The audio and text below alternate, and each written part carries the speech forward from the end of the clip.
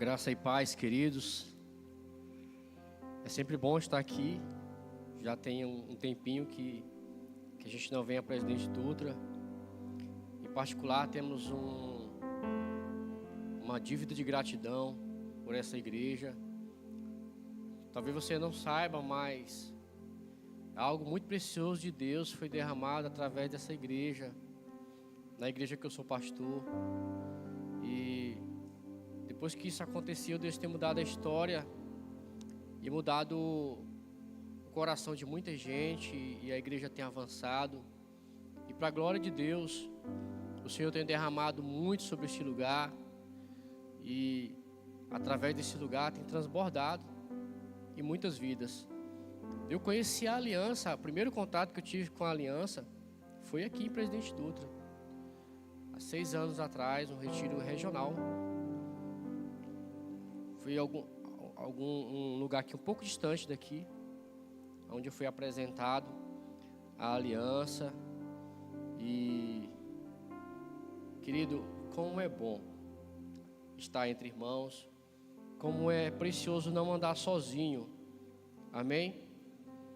E eu quero compartilhar uma palavra com você, e não posso deixar de citar, já como nós temos aqui um tema, crescendo em Deus, não podemos deixar de citar grandes homens de Deus, considerados grandes pelos feitos de Deus através da sua vida, amém? Todos aqui já ouviram a história desse grande homem, um homem chamado Moisés. Em Êxodo 3, o Senhor começa uma história extraordinária através da vida de Moisés. Quando o Senhor aparece para ele em uma sarça, chamando a atenção dele, e Deus fala com ele ali através daquela sarça, aquele fogo que não consumia aquela sarça, e Deus fala com ele ali, e através da vida dele, o Senhor se apresenta novamente a uma nação que já estava escravizada há muitos anos. E muitos ali perderam até mesmo o conhecimento de quem era o seu Deus. E Moisés se apresenta àquele povo e confronta o rei do Egito. E diante de muitos milagres e muitos prodígios que o Senhor fez ali, o rei do Egito decide liberar a nação de Israel. E eles caminham na direção. E de repente, querido, a gente conhece a história, e o rei do Egito se arrepende, começa a perseguir o povo. E o povo se encontra encurralado entre um mar e um exército do Egito. E em uma situação dessa, parecia que ali já seria o fim. E de repente, querido, Deus, através da vida de Moisés, e Moisés toca naquelas águas, o mar se abre, e o povo passa, e quando o exército passa atrás daquele povo, as águas, elas se fecham e acaba matando os soldados do Egito. E ali o povo consegue contemplar verdadeiramente que eles estão libertos. Então Moisés foi um grande homem de Deus. E desde criança nós ouvimos a história de Moisés. E se alguém perguntar para qualquer criança quem abriu o mar vermelho, as crianças dizem: Moisés abriu o mar vermelho. Se perguntar para os adultos, Moisés abriu o mar vermelho. E posso citar também um grande homem de Deus, Josué, né? Aquele que deu continuidade ao projeto de Deus depois de Moisés. E quando aquele povo está diante de uma cidade fortalecida, e através de um ato profético, dando voltas àquela cidade, através de gritos e trombetas, aquelas muralhas se caem, e o povo consegue avançar e conquistar aquela cidade. E qualquer pessoa que você encontra por aí, e você perguntar sobre as muralhas de Jericó, as pessoas citarão Josué. Também não posso deixar de citar Davi. Amém? Davi, um dia o Senhor, por se arrepender de ter levantado Saul como rei, dá uma ordem ao seu profeta, o profeta Samuel, para ir à casa de Jessé, e que o Senhor já havia escolhido um rei segundo o seu coração. E esse fato, para mim, é um fato mais extraordinário que pode se perceber nesse texto, quando Moisés, ou quando Samuel, um profeta, um homem com uma sensibilidade extraordinária diante de Deus, ele não consegue identificar quem seria o homem que Deus havia de levantar para ser rei de Israel. Em todos os palpites de Samuel, ele acabou errando. Mas como Deus ainda não tinha confirmado a ele quem seria o rei de Israel, ele perguntou a Jessé se havia ainda um outro filho. E ali se apresenta Davi, e Davi é ungido rei ali. E depois de algum tempo, em uma situação de guerra contra os filisteus, nós conhecemos essa história de um homem muito grande chamado Golias, afrontando um exército inteiro. E o exército e o povo de Israel estagnado, parado diante de um filisteu que ofendia não só a nação de Israel, mas ofendia o Deus de Israel. E Davi chegou diante daquela situação, e a palavra do Senhor diz que ele ficou indignado, e ele desafiou aquele gigante. A Bíblia fala, querido, que ele tirando pedras do alforje, em Samuel 17, ele lançou sobre a testa daquele filisteu, e aquele filisteu caindo ali no chão, ele ainda pegou a sua espada, tirou a sua cabeça. E qualquer pessoa que você perguntar sobre esse grande homem de Deus e perguntar quem matou Golias, as pessoas dizem que foi Davi. Ninguém consegue pensar diferente disso. Também não podemos deixar de citar outro grande homem de Deus, chamado Elias, né? Um fato que marcou esse nome e a história desse homem, quando ele desafia falsos profetas diante de um sacrifício que eles deveriam clamar ao Deus deles, para que o Deus dele lançasse fogo sobre o sacrifício.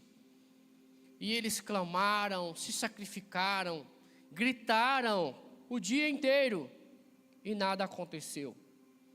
E aquele grande homem de Deus, diante de todo aquele povo, desafiando aqueles falsos profetas, depois de ter feito o sacrifício, mandou colocar água sobre o sacrifício, sobre a lenha, encharcar aquele lugar ao ponto da água escorrer e encher o rego que havia ao lado do altar. E a palavra do Senhor diz, querido, que fogo do céu desceu sobre aquele lugar e consumiu tudo que havia ali. Todo o sacrifício, não sobrou nada. E Elias não tocou no sacrifício, não tocou ali, ele aclamou o Senhor, e o Senhor enviou o fogo do céu. E se você contar essa história e perguntar para qualquer pessoa, quem foi que fez isso?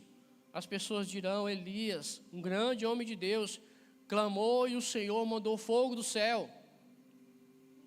Também posso citar outro grande homem de Deus, aquele que antecedeu Elias, profeta Eliseu. Um fato muito talvez inesquecível, da história de Eliseu, quando alguns homens estavam cortando um tronco e de repente seu machado caiu na água, lá em 2 Reis 6, e aquele homem em desespero, porque o machado era emprestado, e aquele homem de Deus, querido, fez aquele ferro flutuar naquelas águas,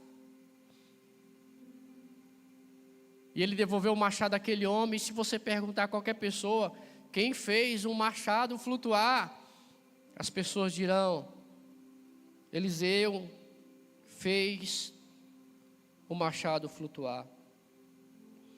Essa sempre será, querido, a percepção do homem.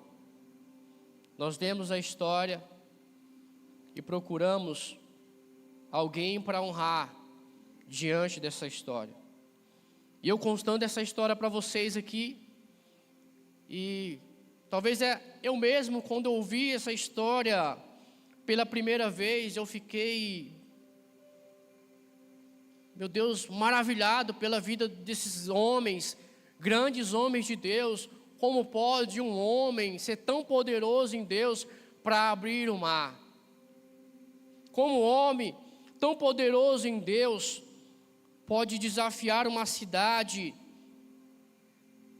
Como um homem tão poderoso pode desafiar um gigante e vencer? Como um homem tão poderoso em Deus, em autoridade, lançar fogo do céu e consumir um holocausto? Como um homem com tanta unção fazer um machado flutuar?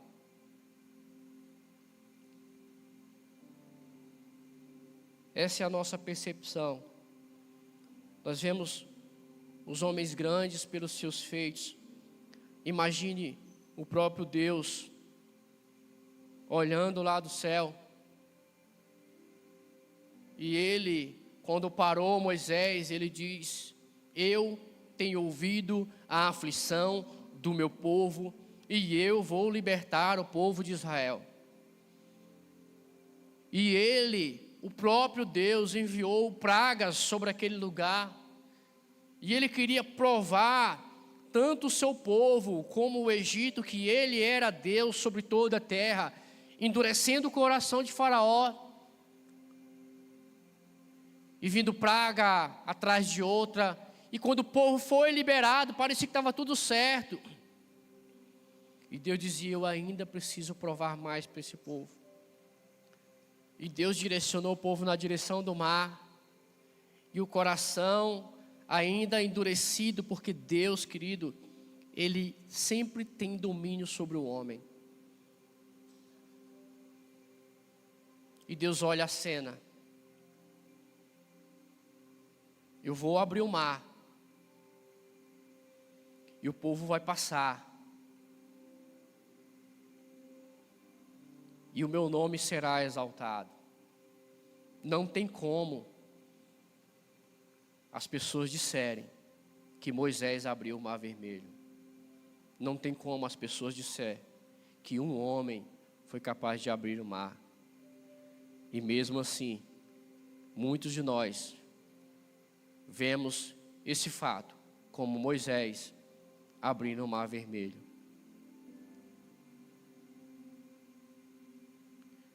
Da mesma forma, querido,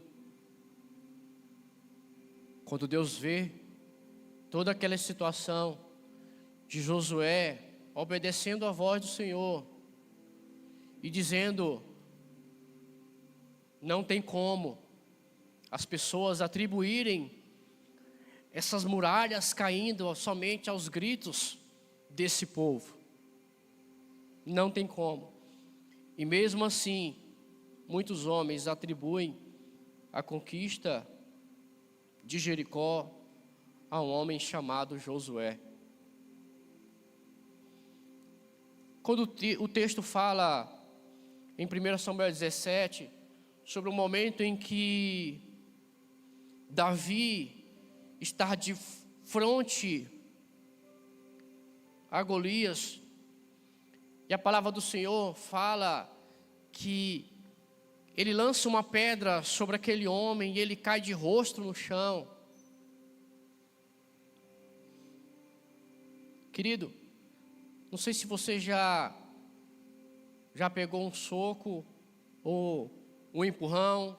Eu não sei se você já assistiu uma luta, ou eu não sei se você já viu alguém pregando um tiro. Qualquer impacto que vem sobre a vida do homem, ele é arremessado para trás. E a Bíblia fala que aquela pedra, ela foi com tanta violência sobre a testa daquele homem, e mesmo assim ele cai com o rosto no chão. E diante, querido, de uma situação tão extraordinária, ainda assim nós dizemos que Davi matou Golias. E Deus, olhando uma situação daquela, não tem como alguém atribuir a morte de Golias a Davi. E mesmo assim, nós atribuímos que Davi matou Golias. Somos instrumentos de Deus, mas não tem como um homem ter tanto poder para invocar fogo do céu. Somos instrumentos de Deus, mas não tem como um homem ter tanto poder para fazer com que um metal pesado flutue, desafie a gravidade.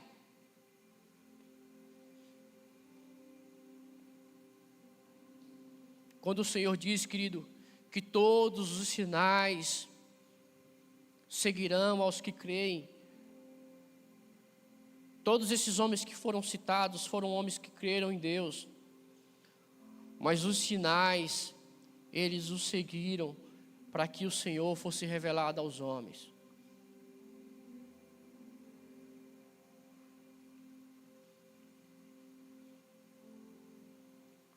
O Senhor fosse revelado para mim e para você. Então, o que faz um homem se tornar grande em Deus? Eu ouço uma frase, e ela é muito comum, e as pessoas, elas dizem uns para os outros: Deus tem um propósito na tua vida, mas na verdade, o que nós precisamos ouvir é que Deus gostaria de ter a nossa vida para o seu propósito, porque Deus tem um propósito, mas Deus não tem o coração de todos os homens. Todos nós fomos chamados para um propósito. Eu vi uma frase de Paul Walsh que dizia assim, que um desce no poço e o outro segura a corda. Assim é a igreja.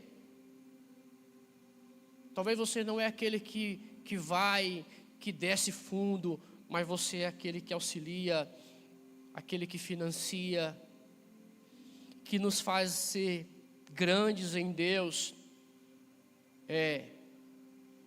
vivermos o propósito de Deus na nossa vida. Não seguimos os nossos corações, não devemos nunca seguir o nosso coração. O Senhor disse que o coração do homem é enganoso, mas o coração do homem é enganoso para o homem, porque nós não enganamos a Deus. Deus sonda o nosso coração e Ele nos conhece. Outra frase que sempre nós ouvimos, quando alguém quer justificar ou quer ratificar a sua opinião, a sua atitude ou se defender, eles dizem assim: olha, eu estou fazendo isso, mas Deus conhece meu coração. A gente sempre ouve isso, né, pastor? Às vezes até no gabinete. Deus conhece meu coração. Mas eu te pergunto, querido, Deus conhece seu coração, mas você conhece o seu coração? Porque nenhum homem conhece o seu coração, até que o próprio Deus o revele a ele. Porque, querido, se você verdadeiramente conhecesse o seu coração, você teria vergonha dele. Você não teria coragem de dizer às pessoas aquilo que se passa dentro de você.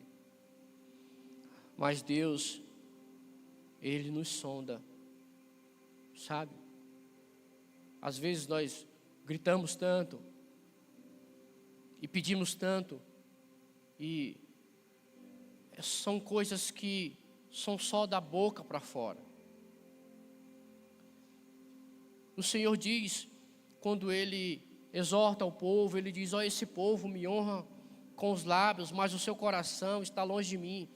Então, às vezes a gente acredita tanto que Deus leva em consideração tudo aquilo que a gente fala, mas existe um lugar em que Deus olha e que verdadeiramente o Senhor vê a verdade. Meu irmão, é aquilo que está dentro de você. E eu quero te dizer uma coisa: independente daquilo que está dentro de você,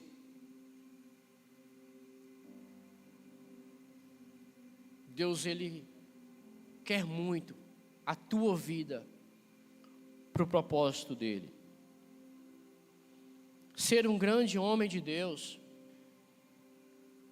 é renunciar a si mesmo. Estava contando um testemunho para o pastor da minha conversão. Me converti com 24 anos, por aí, 23, 24. Faz tanto tempo que eu nem lembro exatamente. Eu sou um homem que eu não lembro o dia que eu me converti, mas a minha conversão para mim foi inesquecível. Talvez como muitos aqui, talvez foram convidados por alguém para vir à igreja, e você ouviu o Evangelho, e o Evangelho alcançou você, e você entregou a sua vida para Jesus. Eu não tive amigos da igreja. Eu era um homem muito católico, mas muito mundano. E eu lembro que eu servia na igreja católica, tinha um desejo de ser coroinha por muitos anos. E aí, quando vai chegando na adolescência, a gente vai tendo discernimento que o padre não pode casar. Então eu acabei desistindo de ser padre, né? E acabei por desistir de ser padre e me perdi no mundo. E aos 20 e poucos anos, depois de uma noite terrível de pecado, de repente eu acordei pela manhã com um desejo muito grande de ir à igreja. Mas eu não conhecia ninguém da igreja, não tinha nenhum amigo crente. Eu acho que eles nem queriam ser meu amigo, né? Talvez eles seguiam a risca que o pastor dizia, né? Que as más companhias corrompem os bons costumes. Ninguém queria ser meu amigo. E eu acordei com esse desejo de ir à igreja. E eu lembrei de uma igreja. E lembrei de um amigo que estava indo para essa igreja. O nome dele era Wagner. E eu sabia que o Wagner estava indo para essa igreja porque ele estava querendo uma menina lá da igreja. E eu disse: Wagner, não tem aquela igreja que tu está indo? Eu vou naquela igreja hoje. Encontrei ele domingo pela manhã. O Wagner achou muita graça, porque ele não acreditou. Mas eu fui. O culto começava às 7h30. Eu cheguei 7h25. Meu Deus, eu pensava que não ia ter culto, porque ainda não tinha ninguém na igreja. Hoje eu entendo que é assim até hoje. Deu 7h30, o pessoal começou a chegar. Eu sentei no último banco, era banco de madeira, no último banco, no canto do banco. É o lugar preferido de quem vai a primeira vez à igreja. É muito difícil o lugar estar vazio.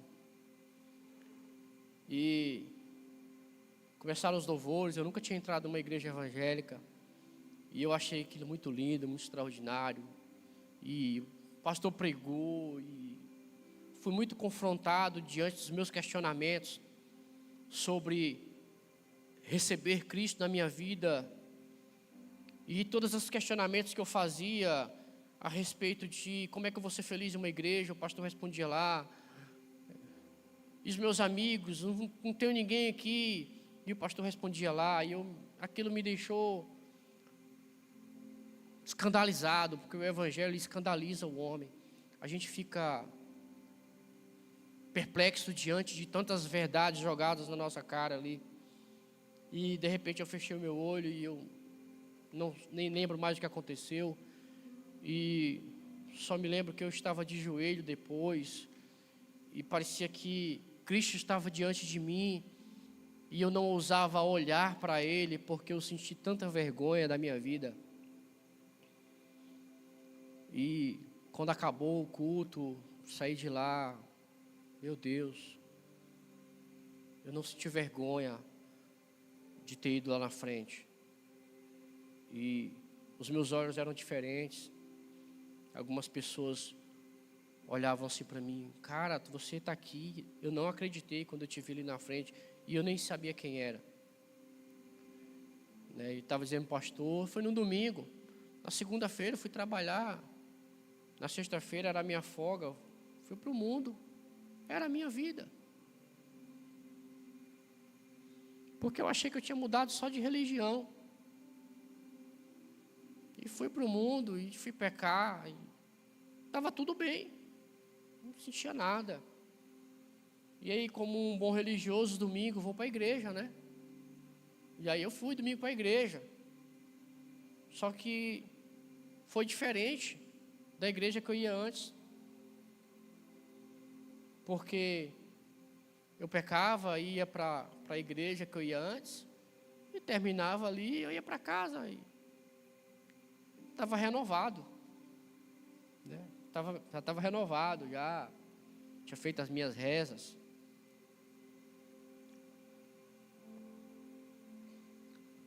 Mas havia algo diferente na igreja, porque não havia um panfleto, mas havia uma Bíblia ali. E quando o pastor abria a palavra e o texto era exposto, e meu coração era ferido e doía, e eu preciso ir na frente, eu preciso assumir que eu fraquejei, que eu pequei, eu ia me reconciliava. E eu fiz isso por 1 ano. Todo domingo eu me reconciliava. O pastor já sabia. Não importa a pregação, pelo menos o Marcelo vai na frente. E houve um dia que eu estava voltando para casa. E de repente algo começou a queimar dentro de mim. E eu comecei a lembrar da minha vida. E doía muito, eu não entendia. Porque aquilo era tão comum para mim. E por que me trazia tanta vergonha em fazer aquilo, em viver aquilo. E eu morava em Breu Branco, e eu tinha ido para Tucuruí. Eram uns 3 quilômetros, assim, passando a hidrelétrica. E eu comecei a chorar, e o catarro descia, e eu levantava a viseira para limpar o catarro, e o catarro subia. E eu cheguei em casa em crise, e meu Deus, eu estou ficando doido. Por que eu não estou conseguindo ser eu? E eu decidi desistir. Naquele dia eu desisti da minha vida. Eu disse, Senhor, eu não consigo mais ser quem eu era. Eu não consigo mais fazer quem eu era. E uma igreja tradicional, nunca tinha ouvido falar do Espírito Santo. E realmente, querido, o Espírito Santo estava ministrando na minha vida ali. E ele me fez lembrar que o dia em que eu fui para a igreja, sem ninguém me convidar, eu fui atraído por cordas de amor. Ele me resgatou. E o improvável, sabe, um jovem que não tinha firmeza nenhuma, um dia se tornou um servo por amor. O Senhor, Ele me fez livre, eu podia voltar para o mundo, Mas aquele dia eu desisti e eu disse, eu não quero mais ser livre. Eu quero ser um servo de amor, escravo do Senhor, escravo por amor. E aquele dia, querido, eu desisti de toda a minha vida. De toda a minha vida. Então nada me interessava mais. E aí eu me lembrei de Paulo. Paulo, quando viu Jesus, ele ficou cego. Mesmo depois de um homem de Deus ir lá e orar, talvez ele restabeleceu a visão natural de Paulo. Mas se você perceber quem foi Paulo depois de Cristo, parecia que ainda era um homem cego para o mundo. Porque não havia mais nada no mundo que fizesse com que Paulo contemplasse aquilo.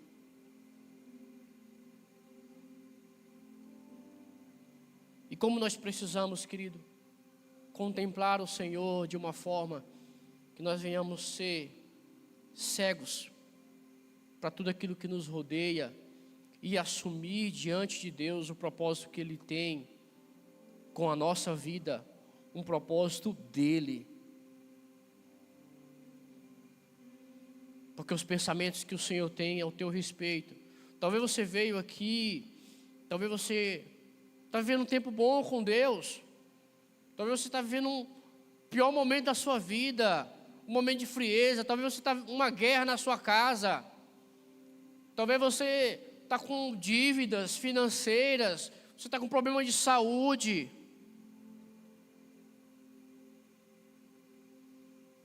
Somos sempre rodeados de muitas lutas e muitas guerras, e ninguém está livre disso daí.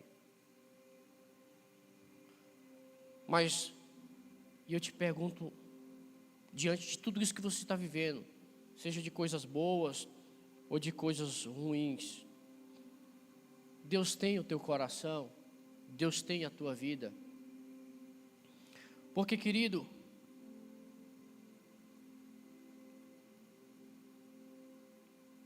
a gente expondo aqui a vida de Moisés, e assim como os homens lembram dos bons feitos de Moisés, e os homens ainda dizem assim, mas Deus reprovou ele, e ele feriu a rocha, e Deus disse para ele que ele não ia entrar mais na terra prometida, e ele só ia ver a terra prometida. Querido,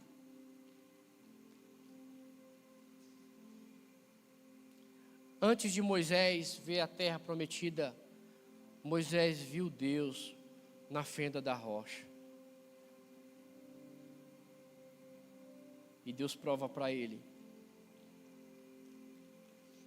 que ele nunca verá nada mais extraordinário do que aquilo que ele viu. E quando Deus o permite ver a terra prometida, você acha que Moisés desejou entrar na terra diante da visão que ele viu do Senhor na fenda da rocha? Não, ele morreu ali, porque o que ele viu era mais extraordinário. Assim como nós vemos os bem-feitos de Davi, as conquistas de Davi, também conhecemos as suas falhas. E diante dos bem-feitos de Davi, nós ouvimos daquilo que fluía no coração de Davi, me tire todos, mas não afaste de mim o teu espírito. Sabe, querido, ele foi o melhor guerreiro, talvez o melhor rei que Israel já teve. Mas aquilo que havia de mais precioso para Davi era a presença de Deus.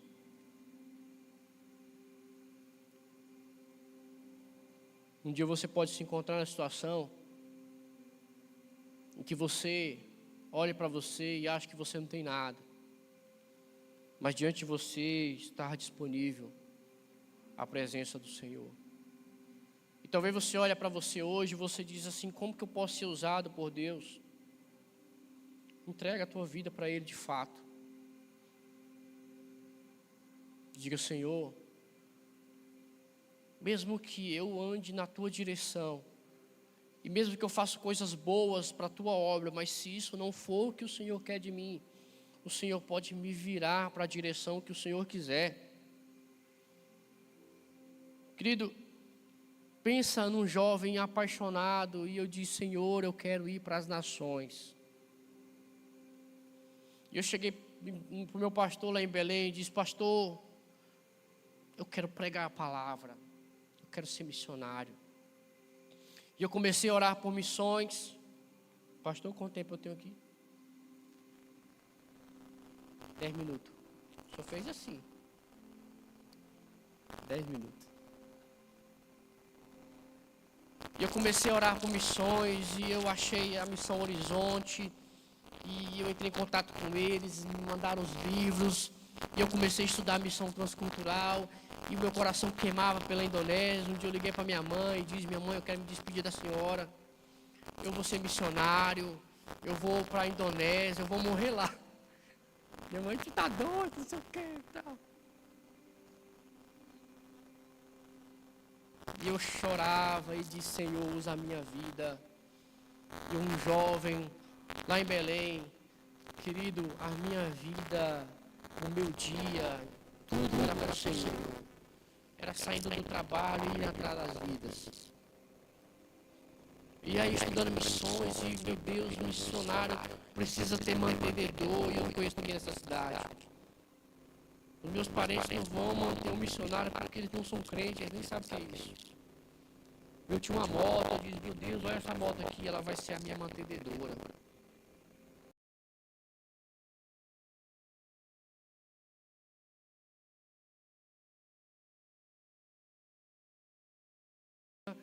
Experiência transcultural, né? Eu disse, uau, eu preciso correr, eu preciso de mantenedor, e a única coisa que eu vi era a minha moto. Eu disse, agora, essa moto aqui vai ser minha mantenedora. Eu montei todo um plano. Eu vou vender você. E, querido, era 2007. Começo de 2007, eu vou vender você e vou comprar todo o teu dinheiro de sapato. E vou levar os sapatos. Aonde eu estiver, eu vou vender um sapato, vou dormir nas igrejas e vou seguir no mundo aí. Até um dia eu chegar na Indonésia. E eu peguei a minha moto, vendi ela, uma Bros. 2007, 5 mil reais. Comprei 5 mil reais. Quase 300 pares de sapato. E guardei lá no quarto. E eu disse, pronto, eu estou no jeito. Estou pronto. Partiu. Missão transcultural. Estava chegando o retiro e o tema do retiro era identidade em Deus. E quem ia ministrar no retiro era o missionário Daniel da Jocum. E aí que eu fiquei louco. Falei, meu Deus, o missionário vai ministrar no retiro. Agora, é hoje que Deus fala comigo. E eu fui lá para o retiro. O tema do retiro identidade. No finalzinho, o missionário Daniel diz, nós precisamos buscar a nossa identidade em Deus. E vamos orar. E vamos buscar uma revelação de 5 anos. Eu disse, uau, já sei. Eu vou estar morto. E eu comecei a orar. E Deus me deu uma visão.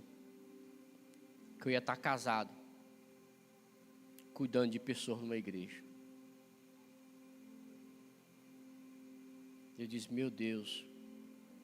O Senhor quer que eu seja um pastor. O que eu vou fazer com esse tanto de sapato? E aí, querido, é vender e dar. Porque não tinha tanto cliente para tanto sapato. Vender e dar, até que os sapatos acabaram. E aí eu mudei de cidade, casei. Me tornei um empresário, tinha uma loja de motopeça, trabalhando. E um dia que eu conheci ela, sentei com ela e disse, olha, eu quero te contar uma coisa. Deus disse para mim que eu seria um pastor. Antes de Qualquer relacionamento. Disse para ela. E ela entendeu. Continuamos com o nosso relacionamento. Casamos depois de 9 meses. 2012. Eu fui consagrado a pastor. 5 anos depois. Com 30 dias, fui enviado para cuidar de uma igreja. Tinha que dar tempo. Porque quando Deus te mostra algo, querido, é impossível. Se você morrer, Deus te ressuscita. Porque Deus não vai te mostrar algo que Ele não vai fazer. Sabe? Então, crescer em Deus é entender, querido, que todas as coisas são por Ele. E quando somos alcançados pelo Evangelho, o Evangelho, querido, não nos faz mudar de opinião, não. O Evangelho nos faz mudar de amor.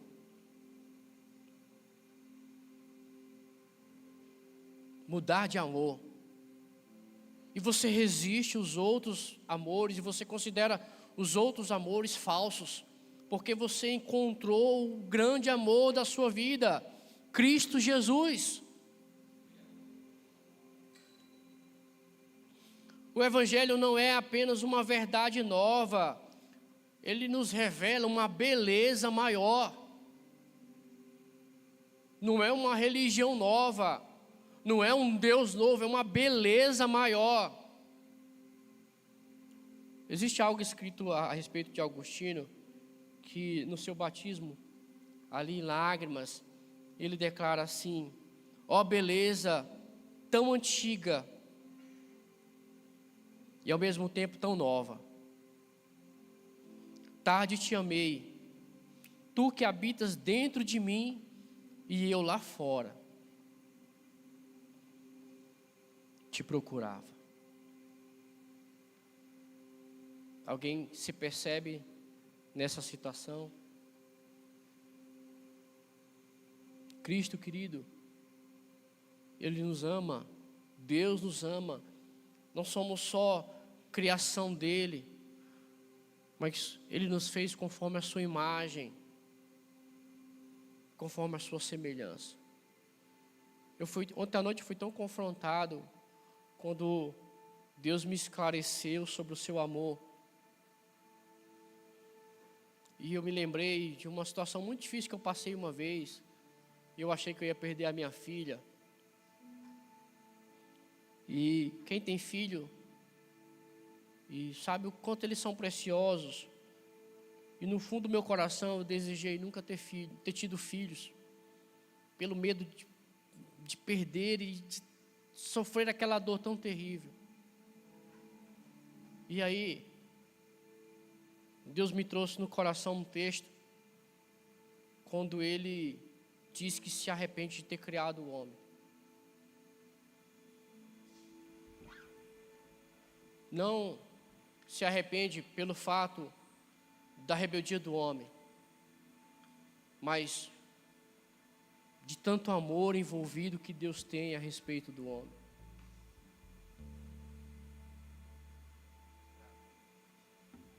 Deus esclareceu para mim que aquele sentimento que eu tive ali é o sentimento que Ele teve também.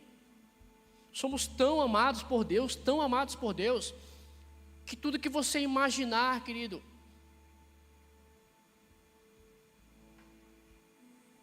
somos tão amados por Deus que o texto da palavra diz que nada pode nos separar do amor de Deus. Não existe nada que te coloque entre você e Deus. Nada. Então, independente da vida que você esteja vivendo, se você encontrou Cristo,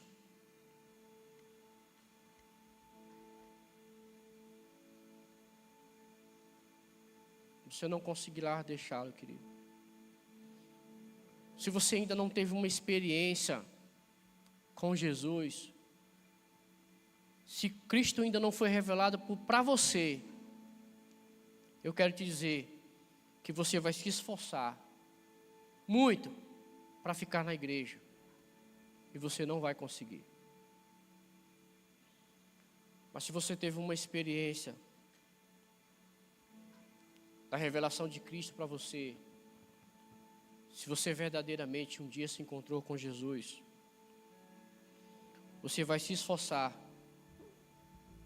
para ficar no mundo, mas você não vai conseguir. Não vai porque você foi afetado ao ponto de você desistir, como um dia eu desisti. Sabe? Se você está fraquejando, se você está passando por uma frieza espiritual, eu quero dizer, querido, que nós não andamos por sentimentos. Há momentos em que você vai estar sensível, há momentos que vai parecer que você está num vale de ossos secos. Há momentos em que você vai ver coisas extraordinárias acontecendo na tua vida, há momentos em que você vai ver e vai olhar e você não vai ver nada. O Senhor nos chama a não andar por aquilo que sentimos, não andar por aquilo que vemos, mas precisamos andar por aquilo que acreditamos. Você precisa acreditar que aquele que começou uma obra na tua vida não vai te deixar essa obra pelo meio do caminho. E eu queria te convidar a ficar de pé diante desse texto, diante de tudo que foi exposto aqui.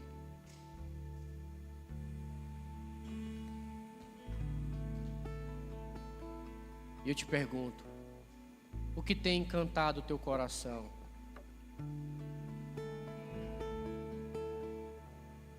Querido, aquilo que encanta os nossos corações começa a discipular a nossa vida. Aonde os nossos olhos estão mais fixos, os nossos corações começam a ser discipulados. E aí, ou nós crescemos em Deus, ou nós perdemos o Senhor de vista. Mas ainda não é o fim, porque nada pode nos separar do amor dele. Talvez você está vivendo uma frieza espiritual, talvez há muito tempo você não vem no culto de quarta-feira e você está aqui hoje. Talvez você ache o culto de quarta-feira o culto mais extraordinário, mas eu quero te dizer uma coisa: